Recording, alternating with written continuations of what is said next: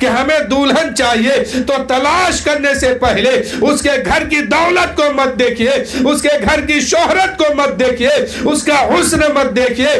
पहले देखिए तो क्या देखिए कि दीनदारी है कि नहीं उसके घर में। वो लड़की जिसको हम अपने घर की बहू बनाने वाले हैं वो नमाज पढ़ने वाली है कि नहीं, रोजा रखने वाली है कि नहीं, कुरान पाक की तिलावत करने वाली है कि नहीं। जब देखिए कि वो लड़की तिलावत कुरान भी कर रही है, नमाज भी पढ़ रही है, इबादत भी कर रही है और सीरत फातिमा पर चलने के लिए भी तैयार है, कनीज़े फातिमा बन करके अपनी जिंदगी गुजार रही है, तो ऐसी लड़की को जो है शौक से बहू बना के घर लाइए।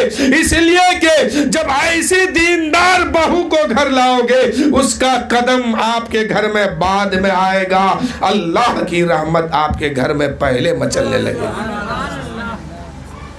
हाँ, दीन के साथ साथ अगर हुस्न हो तो अच्छी बात है, दीन के साथ साथ दौलत भी हो तो अच्छी बात है, दीन के साथ साथ शोहरत हो अच्छी बात है, लेकिन सबसे पहले दीन पर तवज्जो दीजिए। अगर माँ नमाज पढ़ने वाली होगी तो उससे जो औलाद पैदा होगी उसको भी वो तरबियत देगी कि नमाज पढ़ो। बाप नमाज पढ़ने वाला होगा तो बच्चों को भी तरबियत देगा कि तुम भी नमाज पढ़ो। अब बाप ही नहीं पढ़ता है तो वो अपने घर वालों को तवज्जो क्या देगा। और नमाज एक ऐसी इबादत है, यह ऐसी इबादत है कि हद बुलूगियत को पार करने के हद बुलूगियत से लेकर के मौत की आखिरी सांस तक ना औरत पर ना मर्द पर, औरतों का कुछ मसला है लेकिन मर्द पर कभी भी किसी भी सूरत में माफ नहीं है। अच्छे खासे हैं, तंदुरुस्ती है, मस्जिद में जाइए, नहीं जा सकते जहाँ वक्त हुआ वहीं पढ़िए, चल के नहीं पढ़ सकते हैं, खड़ा होके नहीं पढ़ सकते, बैठ के पढ़िए, लेट के पढ़िए, इशारे से पढ़िए, लेकिन माफ नहीं है। और एक नमाज छोड़ने के बुनियाद पर उसको दोज़ख में जलना होगा। अगर जानबूझ करके कोई एक नमाज कज़ा करता है, छोड़ देता है, तो इस नमाज को अगर मरने से पहले वो कज़ा पढ़ के अदा नहीं करता है तो उसको दोज़ख में हर हाल में जाना होगा। इसलिए मेरे भाई, ये दुनिया है, इस दुनिया में मौका है कि ये दुनिया ही में रह करके अच्छा अमल कर लीजिए, नेकी कमा लीजिए। नमाज किसी भी सूरत में माफ नहीं है। औरतों के लिए थोड़ा बहुत है मामला जो अय्याम माहवारी में है, लेकिन जब वो भी पाक साफ रहती है और इन कामों से जब वो पाक साफ हो जाती है तो माफ उस पर भी नहीं है। और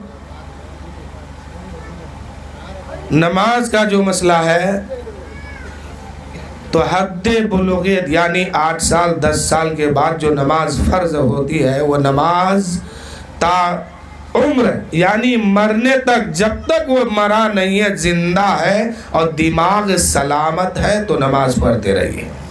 जहाँ है, जिस सूरत में, जिस जगह पे है, पढ़िए।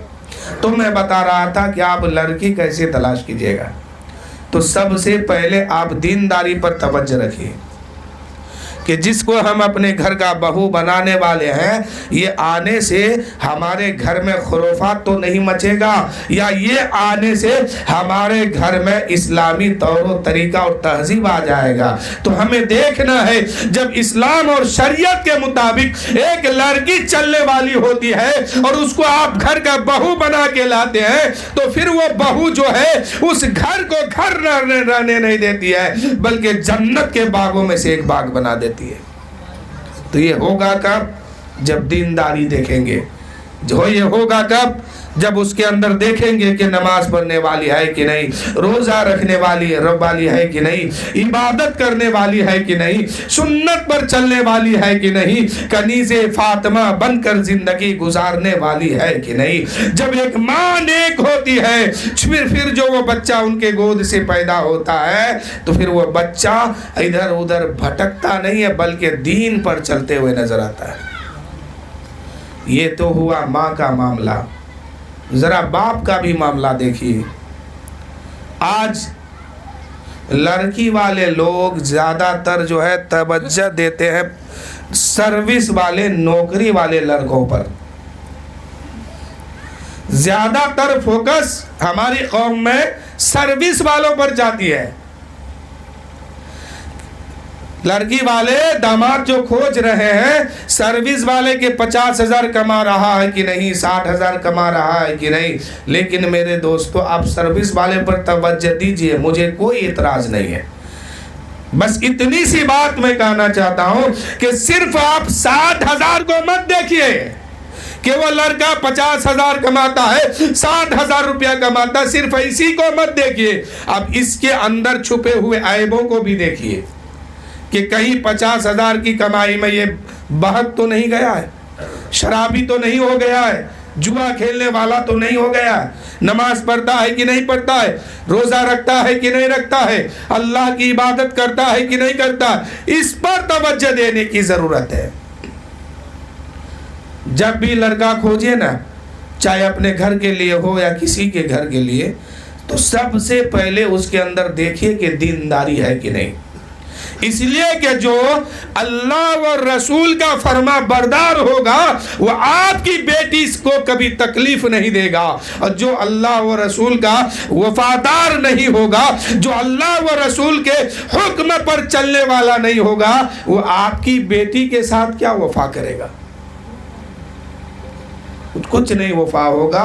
फिर शादी के बाद झगड़ा भी होगा, कोर्ट कचहरी भी होगा और तलाकनामा सामने आएगा।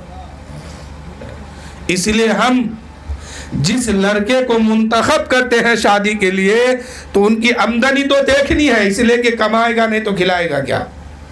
लेकिन उस आमदनी के अंदर देखने की कोशिश कीजिए कि छुप करके इस आमदनी के अंदर वो शराब तो नहीं पीता है, जुआ तो नहीं खेलता है।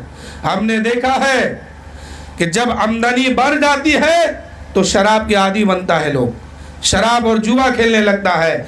इसलिए सबसे पहले इन्हीं कामों पर आप तवज्जो देखिए और देखिए कि लड़के के अंदर अगर ये ऐब है कि वो शराब भी पीता है, जुआ भी खेलता है, अय्याशी भी करता है, तो खबरदार, अगर वो 5 लाख रुपए महीना कमाता हो फिर भी उसके घर में बेटी मत दीजिए। अपनी बेटी को दुल्हन उसके घर के मत बनाइए, इसलिए कि वो 5 लाख कमाता होगा जरूर, लेकिन आपकी बेटी को वहां सुकून नहीं मिल सकता है। इसलिए कि सुकून खानदान के बल पर नहीं है, शोहरत के बल पर नहीं है, सुकून जो है वो दौलत के बल पर नहीं है, सुन्नत मुस्तफा की बुनियाद पर है। अगर लड़का सुन्नत पर चलने वाला होगा आपकी बेटी को सुकून देगा, और अगर ना होगा, शराबी होगा, जुआरी होगा, चाहे वो कितनों कमा ले, कभी आपकी बेटी वहां खुश नहीं रह सकती है, आपकी बेटी को वहां सुकून नहीं मिल सकता है। इसलिए कि वो एक तरफ तो वो पैसा खूब कमा लेता है, पैसे की नशा में वो शराब पिएगा, पैसे की नशा में वो जुआ खेलेगा, और इन कामों को करके जब वो घर आएगा तो आपकी बेटी पर वो हाथ भी उठाएगा, जुल्म भी करेगा, जुल्म को हद से आगे भी बढ़ा देगा। इसलिए मेरे दोस्तों, कभी भी लड़का तलाश कीजिए तो पहले देखिए ये कमाता कितना है, और इस कमा करके ये इंसान बहक तो नहीं गया है, शराब की आदी तो नहीं हो गया है। इन कामों को देखने की जरूरत है आज के दौर में। और अगर देखना है तो अगर लड़का तलाश करना है अपने घर के लिए या रिश्तेदारों के लिए, तो क्या कीजिए, सबसे पहले उस मोहल्ले की मस्जिद में जाइए। मत कहिए किसी से कि हमको लड़का तलाश करना है। एक तरीका बताता हूं, अगर इस पर अमल हो गया तो आपकी बेटी जब तक हयात से रहेगी कभी उसको कोई तकलीफ ससुराल के तरफ से नहीं होगा। वो फॉर्मूला क्या है कि आप जिस मोहल्ले में उनकी शादी कराना चाहते हैं अपनी बेटी की, उस मोहल्ले के मस्जिद में 2-4 दिन जाइए और देखिए कि किसके घर का बेटा यहाँ नमाज पढ़ने आता है। जब कोई लड़का नौजवान मिले कि इसके घर का ये इंसान नमाज पढ़ने आता है, तो फिर उस लड़के की तलाश कीजिए, उसका पता पूछिए, फिर उसके घर तक पहुंचिए रिश्ता लेकर के। इसलिए कि जो नमाजी होगा वो आपकी बेटी को तकलीफ नहीं देगा, जो अल्लाह को मानने वाला होगा, अल्लाह की फरमा बरदारी करने वाला होगा, रसूल के हुक्म पर अमल करने वाला होगा, वहां पर जब अपनी बेटी को दीजिएगा, वो आपकी बेटी को शादी करके निकाह करके घर जब लेके जाएगा तो उनकी नजर जो है कभी रसूल की सीरत पर पड़ेगी, उनकी नजर जो है कभी रसूल की हदीस पर पड़ेगा और कहेगा कि बेटी बीबी के साथ क्या मामला है, बीबी का हुकूक क्या है, वो हक देगा बीबी का, उसको तकलीफ कभी नहीं देगा। आज जो मुआशरा बिगड़ा है, चाहे वो किसी के घर का हो, वजह यही है कि लड़की वाला दामाद जो खोजा है वो पैसे के बुनियाद पर, और लड़का वाला बहू जो खोजा है वो दौलत की दहेज की बुनियाद पर। अब जब इस बुनियाद पर खोजिएगा तो तकलीफ तो बाद में होगी। और रसूल पाक ने दीन पर तवज्जो दिया है कि दीनदार पहले देखो कि दीन है कि नहीं, शरीयत है कि नहीं, सुन्नत पर चलने वाला है कि नहीं। इन कामों को जब हम अमल करेंगे तो फिर जो रिश्ता बनेगा वो रिश्ता कभी टूटेगा नहीं, बल्कि अल्लाह की तरफ से इतनी बरकत होगी कि उनका नस्ल जो है ता क़यामत तक मचलते हुए नजर आएगा।